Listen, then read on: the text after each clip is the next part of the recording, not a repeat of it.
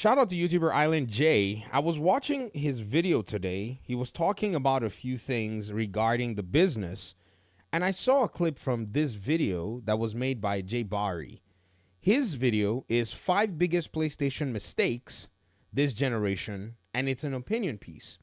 Now, here's the crazy thing about this video that he did was a few things struck me as, I wonder if PlayStation has not created a perception of itself that many have latched onto, and now that they're chasing the bag, a lot of the people who latched onto PlayStation can't help but see them as basically taking a different turn that is basically a mistake.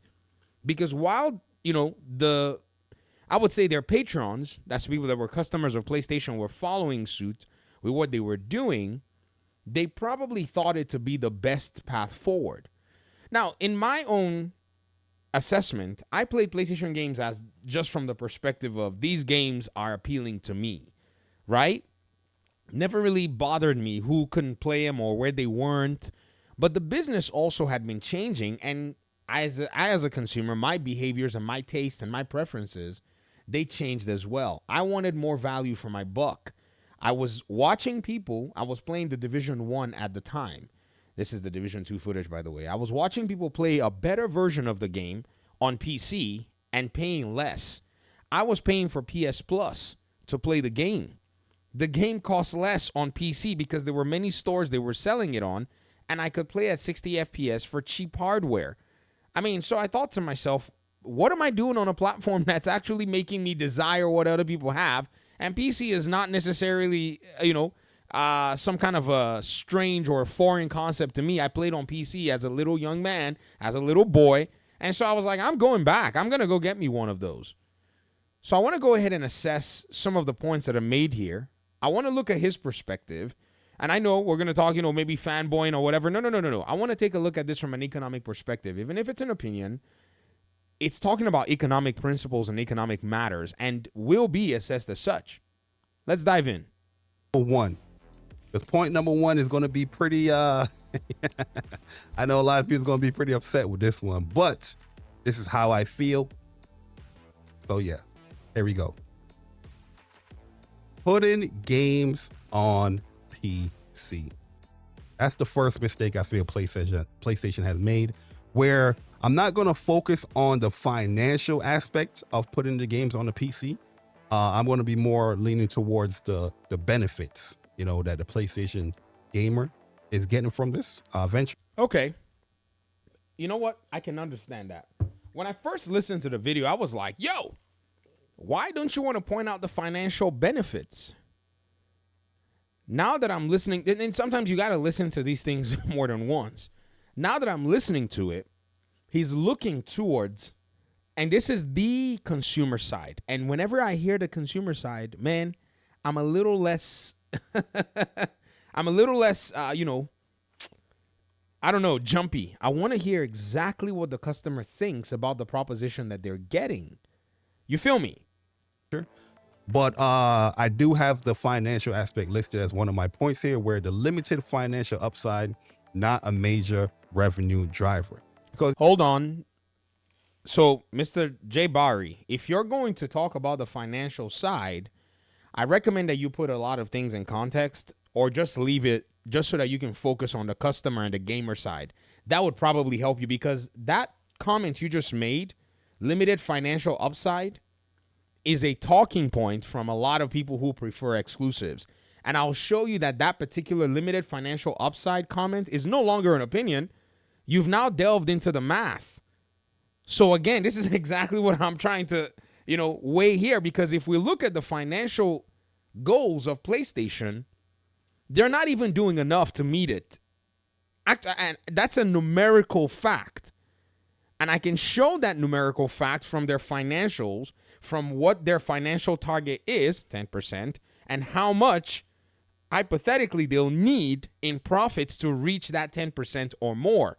Like, we have numbers, or at least estimated numbers, to get to that target. So when you say the financial upside is not a major revenue driver, you have to understand that their revenue targets actually dwarf the financial benefits, which means that they need to increase their efforts in ways that they get money. And if they weren't getting enough money from just being on PlayStation in the first place, then there's no way for them to back down on putting games on PC, as that is a financial addition to what it is that they want. Just putting that particular small point in there.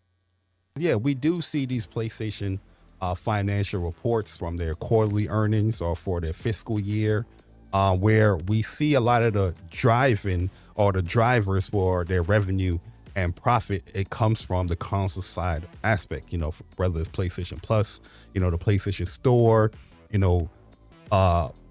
first party games being bought with on the console side. We don't really see anything really being highlighted on the PC side of it when it comes to purchases, when it comes to does revenue or profits being driven. Is it high enough to even highlight it? That's why I have that point listed here, especially as the first one. Okay. Is it high enough to highlight it? I remember Nib95's post where he said it was about 2.7%. I think those were the numbers of their total revenue. Now, again, y'all see, and it's one thing to be a fan. It's another thing for your job and your livelihood to depend on PlayStation making more money. You know what I mean? Like, and that's what I've been trying to tell everyone in this conversation, that, Hideaki Nishino, Herman Holst, and Lynn Azar all have very different priorities from Jay Barry, Nib95, Poodle Rock, Colin Moriarty, Reforge Gaming, MBG. You all have very different priorities. You are not operating on the exact same pressure points. In fact, PlayStation's activities, just whether they make a mistake or whether they make a win, is all you guys, and myself included, and all of us that have conversations around gaming. That's how our own priorities are measured. We are not sitting in front of investors, and I'm talking heavy hitters. Do you know the kind of people that invest in billion-dollar companies? These are not, little kids. These are guys that can actually basically pull some strings to have your job starting to look kind of weird at any given moment in time. So when these cats were reading from a script in their little thing, or appeared to be reading from a script, they were basically defending their jobs. Notice how they posed the question to Lynn Azar. How would you evolve your business? They literally put the thing in her hands. Listen to the language that's being used here. There's just no way anybody can breeze over 2.7% of revenue earnings. If anything, they should be trying to double that revenue avenue for PlayStation if they want to reach like where Lynn Azar is, her 10 right here. You see it, 10%. Look on the bottom of the screen in all of the subtitles. You see that 10% right there in the subtitles on both sides? That's what she's trying to achieve. And her job and her performance will be evaluated based on that. Once every PlayStation fan or commentator or whatever allows for this to enter their souls, they will understand PlayStation's business from the fundamental level as one that doesn't necessarily give a hoot about the PlayStation gamer, unless the PlayStation gamer changes their attitude and forces PlayStation's hand, like Xbox had its hands forced by the market to be where it is right now. This is you know what? Let me just keep listening for a little bit, and I don't think I'll listen too long. But I want to hear I want to hear the gentleman out. At the end of the day, it is more revenue, more profit coming in, from a platform that they wasn't on. So I do understand the aspects, and I do understand why PlayStation are putting their games on PC. I just don't agree with it.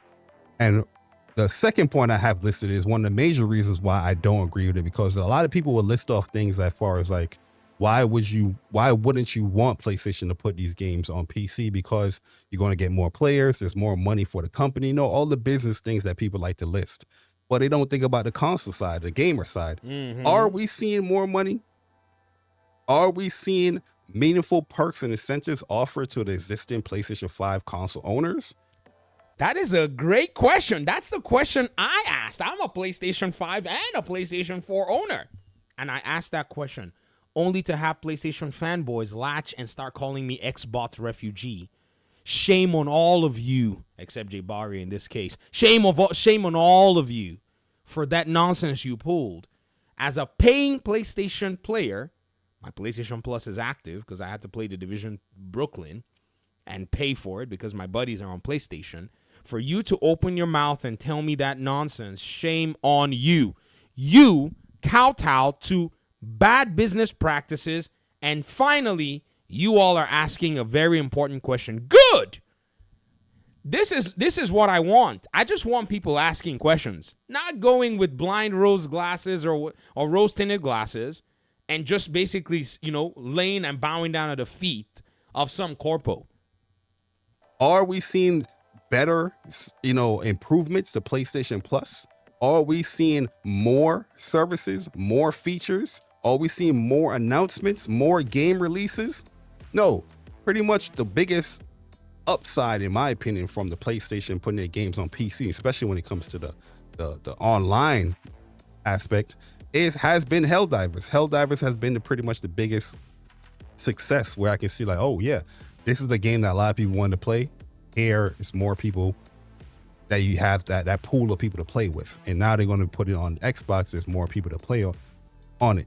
But my criticism comes from all of that uptick in revenue or profits from this game being so popular on other platform or other platforms. Is that coming back to the PlayStation side of things? Personally, for the last 4+ years, I am not seeing it as a PlayStation core audience member. Like, Need I say anything more? Like, do I have to say anything? Do I have to add anything? You have to understand that I'm one of those sentimental gamers. Even before I started making this content, I clearly remember wanting to support Hogwarts Legacy. Warner Brothers, their PR team reached out to me. I think I got the Xbox version via New Zealand. I wanted to play early. And then I double dipped. And then they reached out to me and they were like, hey, we want to give you a copy. And I said, yeah, give me. I have the game on all platforms. And I paid for 2 of them at launch, not like on a sale or whatever. And I still bought I was shocked. I was looking at my PlayStation library. I was like, oh, I got this game on here. And I didn't remember that I got this game on launch. Elden Ring. My highest playtime is on PC. I got a PlayStation version of the game. And I got it close to launch. I didn't pay cheap for it. Gotham Knights. I'm just buying third-party games that I like on platforms that are mine, that I want to play on. But his question here is asking is, are the PlayStation players seeing the benefit of these financial improvements? Because that's the big plaster on the wall. PlayStation is making all this money. Now, in my own little mind, I can guess and say, is Xbox seeing these things, and what are Xbox gamers getting if it's a result of the multi-platform push? I'd say Xbox gamers are getting way more. That's why I've always made these videos. That's why PC gamers are looking at Xbox on PC and going, this is crazy. The only thing that can match Steam in value proposition in terms of, say, what a customer will get is Xbox Game Pass on PC. That's literally the only thing in value proposition. In some cases. Well, I would say in one use case. Then in terms of customer protection, the only other thing that will match Steam is good old games because it gives you DRM-free installers. Now, when you put all of them together, they all have their, their upsides and their downsides. But still, the platform as a whole in terms of PC is just so competitive that it's so healthy for the gamers as these guys. They continue to want to basically fight for because you got your device, and your device can work on any of their platforms. It's not like PlayStation where you only have one device and you can only use it on PlayStation's own, platform. So they don't have any incentive really, like Nintendo as well, to actually give you a good value. And it's just the reality. That's once I found that out, I was out in 2016. And not a single one of these games had ever made their way across the platform. It wasn't an exclusivity thing. It was like, what incentive do these guys have to actually give me, as a customer, a better value. And there was none. And I dipped out. I mean, I got like one toe in because I still got to play a lot of my other games that I wanted to play on there. I remember buying Avengers, double dipped on that one too. Got it on PS4. Come on now. Listed off all the things that I listed there. I don't see more games being released. I don't see more games being announced. I don't see services getting better. I'm seeing things being cut off.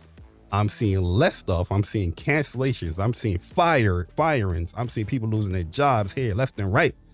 So I'm not really seeing the benefits of this move. I'm seeing more of the negatives when it comes to a PlayStation console owner. And also, when it comes to putting your games on other platforms, as PlayStation, they have their own platform, which is the PlayStation consoles. The risk diluting exclusivity appeal of the platform. More and more as I see games being put onto PC, the time is shrinking to be put on a PC, where now you're looking at PlayStation games as these timed exclusive. More and more I see within this bubble that, I interact with, that people are dismissing the PlayStation console. Like, hey, I'd rather wait and I just build up a PC, Okay, let me see if I can shed some light on that. So first of all, Jay Barry, step out of the bubble. You used the word bubble. I've also used that word bubble because that's exactly where a lot of folk dwell in their assessment of the gaming industry. It's a bubble. Outside of that bubble, nobody gives a flying hoot about exclusives or whatever it is. And I'm honest with this thing as I'm telling you, as somebody who would double dip even on PlayStation exclusives on PC. It was you PlayStation fanboys that literally really did read the last little bit of PlayStation sentiment that I had in me. You were so rude about the market that I said, you know what, let's burn this whole thing down. You probably didn't understand that there's a part of me that can just pretty much go scorched earth. Maybe, you've been dealing with all these people that you say random stuff to, and you just didn't know that I was like, this thing. So I was just like, what? And plus, again, you're talking to somebody who'd been playing on a platform where everything is geared towards value. That's PC. Everything on PC is geared towards value. For crying out loud, we count frames per dollar. Yes, we do. FPS. How much per FPS for this CPU, for this GPU, from our hardware all the way to software, if we care? So when I started seeing people say, oh, you're just talking smack about PlayStation, when I was criticizing PlayStation and asking and saying these same things, I said, you know what? Why don't we just basically bare PlayStation naked for a little bit? Let's really see what's going down here. And I'm glad that the market has helped me speed up and accelerate the process even faster than I could even envision. So the people in the bubble talking, they need to step out of that bubble. I'm telling you, all you PlayStation gamers, you're going to enjoy PC gaming so much. You are going to enjoy it because you won't have to be beholden to all of the shenanigans. Keep your PlayStation on the side. If there's an exclusive here, hey, maybe you go buy a physical copy from GameStop after somebody's traded and get on your buy, sell, trade, or maybe buy a brand new physical copy or buy a digital copy. It's your choice. But having the other options that the other platforms will give you, man, it is so empowering because you as the customer, you get to choose and pick what the heck you do. You have not seen, in my opinion anyways, the joy of gaming once you move to... I got guys that play on PlayStation. Y'all act like... See, I have an entire clan of hundreds of gamers that know what I do. And I'm telling you, you all act like I hate PlayStation, but I have buddies that they basically got a PC and they were like, bro, I haven't stopped buying games, man. I've basically replaced my entire PlayStation library on here on Steam. And I'm like, you know what's crazy, man? You can download save files for those games, so you don't have to play them all over again. For most of those games, let me not say all, for most of those games, you can download save files. If you've already beaten them on console and you're like, man, I got all these things unlocked over here on console, you can download a save file here on PC and you just basically get similar progress if you want. Yo, I'm telling you, man, there's just so many things that, you know what, let me not talk. Y'all would discover it later and then you thank us maybe 5-10 years down the road or something. Let me finish his number one point and we'll end the video. And I feel like, yeah, like now that exclusivity is dwindling, people are more hesitant to buy into the platform. You know, is that a big deal for right now? Obviously, it's not, because we see PlayStation financial reports. We see this the consoles. Hold on. J Barry, that should be a good thing for you, seeing as if that forces people to buy outside the platform, perhaps they'll do these things that you're asking, because then the customer will be speaking with their wallet. It's not about worrying about the prestige of the platform. It's about bending the platform to your will. You are the customer. You have the money that they need. Take your money to where they will respect your money, and they will be begging you to come back and giving you what you want. You say you want a God of War 7? They're going to give you God of War 10. You said you want another Uncharted? They're going to dig that story up and erase all the mistakes that they've ever made once you starve them just a little bit. But you see, PlayStation gamers aren't starving them. They're making way more money, so they don't have any incentive to make any game that appeals to y'all. You guys will buy anything. You'll do what they want. They can count on you. The moment they realize that they cannot count on you, man, they'll give you the world. That's what Xbox gamers are enjoying. And you guys are, see, when Sean Layden came out and said what he said about Game Pass, I was so shocked. But that's exactly where Xbox is right now. They are begging for your money. Left, right, center. They want to give you PC. They want to give you everything, even the things you didn't ask for. I didn't ask Xbox to collate all my games in their library. They're like, we're going to collate all your games in their library. We're going to make it easy for... I'm just thinking to myself, okay, man, y'all are doing the most. This is like lip service at this point. But that's exactly what you want to see. Some of you think I'm actually like, patronizing the Xbox ecosystem because I just love Microsoft. No.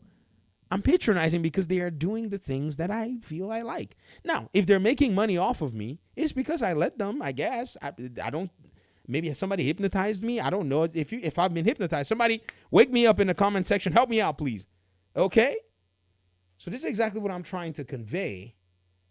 And I'm just glad that y'all are doing it for me.